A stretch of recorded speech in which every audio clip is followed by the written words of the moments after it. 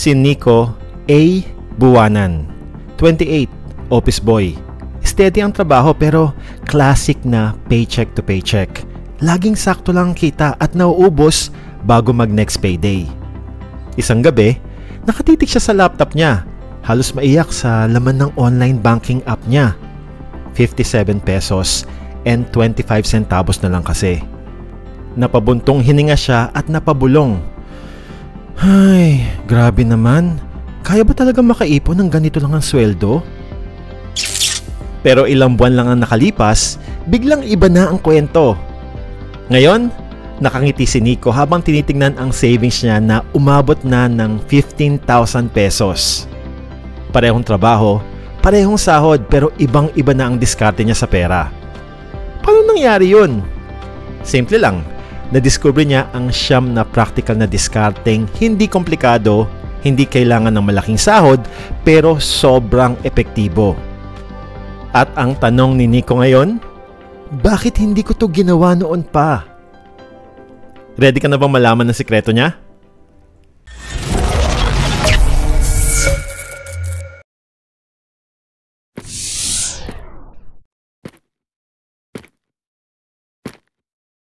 Ang totoo, hindi naman talaga kulang ang sweldo ni Nico. Pero bakit laging sakto lang at walang natitira? Kasi dati, mali ang mindset niya pagdating sa pera. Palagi niya sinasabi sa sarili niya na kapag may sobra na akong 5,000 pesos, saka na ako magsisimulang mag-ipon. Pero ang reality, hindi naman nangyayari yon. Bukod pa dito, lagi siyang naiinggit kapag nakakita niya sa social media yung mga kaibigan niyang nasa Boracay, naka-upgrade ng phone o mga bagong gadgets. Lagi niya naiisip, buti pa sila. Eh ako, kailan kaya? Walang plano, walang malinaw na sistema, kaya walang nagbabago. Hanggang isang araw, napaisip siya nang makita niya yung security guard sa building nila. Nagkakwentuhan sila. Si Kuyang Guard, 12,000 pesos lang ang sahod pero may 30,000 pesos na savings. At mas nakakagulat pa, yung office mate niya na pareho lang ng sahod niya, nakabili ng bagong motor. Dito napagtanto ni Nico, hindi sahod ang problema niya kundi yung mindset niya pagdating sa pera. Kaya nagsimula siya sa unang diskarte, pay yourself first system. Hindi siya naghintay na lumaki yung matitira sa account niya bago mag-save. Sa mismong araw ng sweldo, automatic na siyang nagtatabi ng 50 pesos agad. Nag-open siya ng hiwalay na savings account sa ibang bangko at sinadya niyang hindi kumuha ng ATM card para hindi siya matukso. Sabi pa nga niya sa sarili niya, hindi ko makikita, hindi ko mahahawakan, hindi ko magagastos. Sunod niyang in-apply yung pangalawang diskarte, ang gratitude money mindset. Gumawa siya ng listahan ng lahat ng blessings niya. Yung boarding house, steady na trabaho, mga kaibigan na sumasalo minsan kapag gipit. Unti-unti niya nakita na marami na pala siyang meron sa buhay. Tumigil na siya sa pagkukumpara ng sarili niya sa iba dahil na-realize niya na blessed na pala siya. Pangatlong diskarte, 50-30-20 rule. Pinoy version, 50% ng sahod niya sa needs like pagkain, renta, bills, 30% naman sa wants, gimmick, Netflix, online shopping, at 20% sa savings. Pero naging flexible siya kapag medyo maliit ang sweldo, 60% sa needs, 25% sa wants, at 15% sa savings. At tuwing may bonus, mas malaki yung nilalaan niya sa ipon. Dahil sa mga pagbabagong to, nagkaroon ng malaking transformation sa finances ni Nico. Mula sa 57 pesos and 25 centavos na natitira bago mag-payday, ngayon, 2,500 na ang naipon niya sa unang buwan pa lang. Hindi dahil lumaki yung sahod niya, kundi dahil inayos niya muna ang mindset niya pagdating sa pera. Natutunan niyang hindi laki ng sweldo ang susi sa pag-iipon, kundi tamang pananaw at diskarte. Kapag ayos na ang mindset mo, mas madali na ang mismong pag-iipon. Pero syempre, hindi sapat ang mindset lang. Kailangan mo rin ng konkretong mga diskarte para tuloy-tuloy ang pagbabago mo.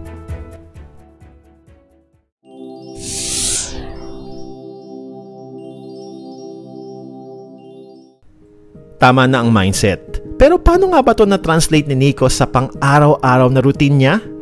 Dati kasi, ganito ang tipikal na araw niya. Sa umaga, mabilis ang bili ng breakfast, sandwich at kape sa 7-Eleven. Sa tanghali, sa karinderya malapit sa office. Sa hapon, pagod na kaya nag-aangkas pa uwi kahit di naman kalayuan. Tapos sa gabi, minsan nagwi-window shopping sa mall hanggang sa hindi niya na namamalayan, bumibili na pala siya ng mga gamit na hindi naman talaga niya kailangan. Hindi niya napapansin yung mga maliliit na gastos na akala niya ay walang epekto masyado, ay lumalaki na pala at umabot na ng 8,000 pesos kada buwan. Halos kalahati na ng sahod niya. Kaya isang araw, nag-decide siyang mag-track ng lahat ng gastos niya sa loob na 1 linggo. Halos mahulog siya sa upuan nung makita niya yung breakdown. 125 pesos sa 7-Eleven breakfast. 150 sa lunch, araw-araw. 120 sa angkas ride, kahit naman malapit lang. 200 dito, 300 doon para sa mga random shopping. Lahat pala to ay dagdag ng dagdag sa gastos na kumakain ng budget niya. Kaya sinimulan niya agad ang pang-apat na diskarte. Bulk buying strategy. Sa araw mismo ng sweldo, dumiretso siya sa grocery para bumili ng mga basic items na sapat sa 2 linggo tulad ng bigas, canned goods at instant noodles. Sa supermarket, na-realize niya na yung noodles na dating 15 pesos kada piraso, kapag tingi-tingi, 12 pesos lang pala kapag bulk buying. Yung bigas naman na 25 kilos sa 1,200 pesos na price, sulit na kaysa bumili ng 5 kilo linggo-linggo sa halagang 300 pesos. Sunod niyang ginawa yung diskarte number 5, ukay-ukay mindset. Inalis na niya yung hiya niya at ang pag-iisip kung ano yung sasabihin ng iba. Saka nasa nagdadala naman daw yan. Sa ukay-ukay sa Baclaran, nakahanap siya ng branded polo shirt sa halagang 150 pesos lang. Nakascore pa siya ng leather shoes na 400 pesos lang. Halos bago pa at high quality kumpara sa murang brand new sa mall. Natuto siyang maging mapanuri at na-realize niyang mas matibay at sulit pa pala ang mga second hand kaysa sa mga mura pero madaling masira na bago. Pagdating naman sa mga wants, ginamit niya yung pang-6 na diskarte, 30-day rule. Lahat ng gusto niyang bilhin na hindi naman urgent, nilalagay muna niya sa notes niya sa phone at iintayin muna niya yung 30 days. Halimbawa, may nakita siyang gaming headset sa Shopee na 3,000 pesos na gustong-gusto niyang bilhin. Pero nung tumagal, nawala na yung excitement niya.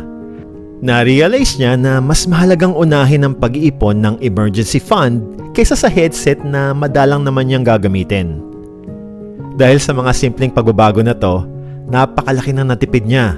Yung dating 8,000 pesos na gastos niya sa mga bagay na hindi naman mahalaga, naging 4,000 pesos na lang. Yung natipid niyang 4,000 pesos kada buwan, diretso na sa savings niya. Malaking bagay ito para sa kanya pero alam niya rin na hindi sapat ang pagtitipid lang. Kailangan din niya ng dagdag na diskarte para mapalago palalo yung savings niya.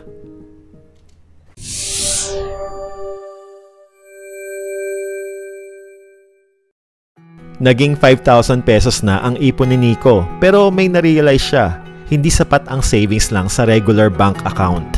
Kasi habang tumatagal, nawawalan ng halaga yung pera niya dahil sa inflation. Yung 100 pesos ngayon, 95 pesos na lang ang value next year. Meaning, hindi talaga lumalaki ang ipon niya. Unti-unti pang nababawasan ng value.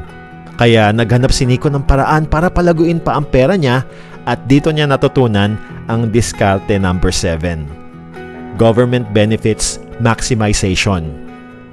Bukod sa pag-increase ng contribution niya sa SSS para mas malaki yung benefits niya pagtanda, nag-open din siya ng MP2 savings account sa Pag-ibig Fund. Bakit MP2? Kasi dito, tutubo ang pera niya ng 7 to 8% every year.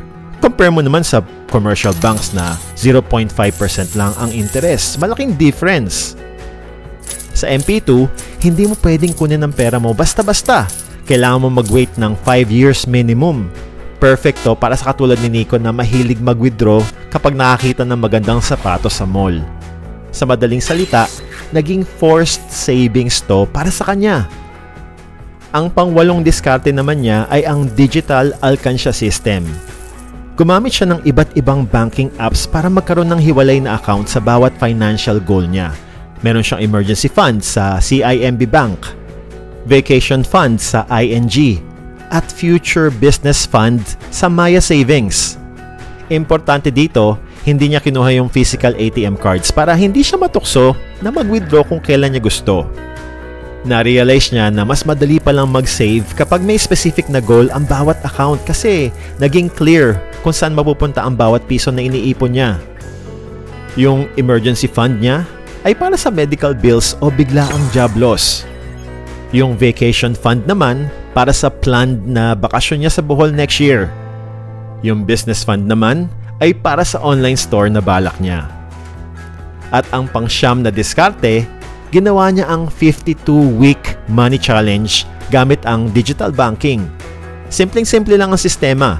Nagsimula siya sa 10 pesos sa first week, 20 pesos sa second week, 30 pesos naman sa third week, at tuloy-tuloy to hanggang matapos ang taon. Ang maganda dito, gradual lang ang increase kaya hindi niya ganong naramdaman ang impact sa budget niya. Pero laking gulat niya nung matapos yung isang taon. Nakaipon kasi siya ng 13,780 pesos mula lang sa simpleng challenge na to. After 1 year ng consistent na pag-apply ng lahat ng diskarte, naging 50,000 pesos na ang total savings ni Nico. Same job pa rin siya, pareho pa rin yung sweldo, pero ibang diskarte na ang ginagamit niya. Hindi niya inakala na kaya pala niya makaipon ng ganyang halaga. Ang pinakamahalagang natutunan ni Nico, hindi mo kailangan maging mayaman para magsimula. Kailangan mo lang magsimula para maging mayaman eventually. Ang mga discarding to ay doable kahit minimum wage earner ka pa. Ang sikreto, tamang sistema, disiplina, at consistency. At kung nagustuhan mo yung video natin ngayon, pakipitik mo naman yung like button. Uy, siya nga pala, may tinag akong mga paborito kong libro na I know makakatulong din sa iyong ma-achieve mo ang mga financial goals mo. Be sure to check it out below. Thanks! Hindi naman naging overnight millionaire si Nico, pero isang taon lang ng tamang diskarte, nagkaroon na siya ng solid path papuntang financial security. Nawala yung stress niya tuwing katapusan ng buwan. Hindi na siya natatakot kapag may emergency o bigla ang gastos. May confidence na siya ngayon na dati ay pangarap lang niya. Ngayon, ikaw naman ang kumilos. Pumili ka muna ng kahit isang diskarte mula sa siyam na to. Subukan mo ngayong linggo. Let's say, pay yourself first system muna, 30-day rule o kahit alin sa siyam na kaya mong simulan agad. Hindi mo kailangang gawin lahat ng sabay-sabay. Isa-isa lang muna. Subukan mo. Dahil ang totoo, hindi pera ang pinakamahirap na parte ng pag-iipon. Ang pinakamahirap ay ang pagsisimula. At kung naghahanap ka naman ng extra source of income pero hindi mo alam paano ka makakapagsimula, relax ka lang kasi may mga bagay na pwede mong pagkakitaan kahit hindi pa yun sa'yo. Alamin mo naman yun sa video na to. Maraming salamat sa panonood. Peace out!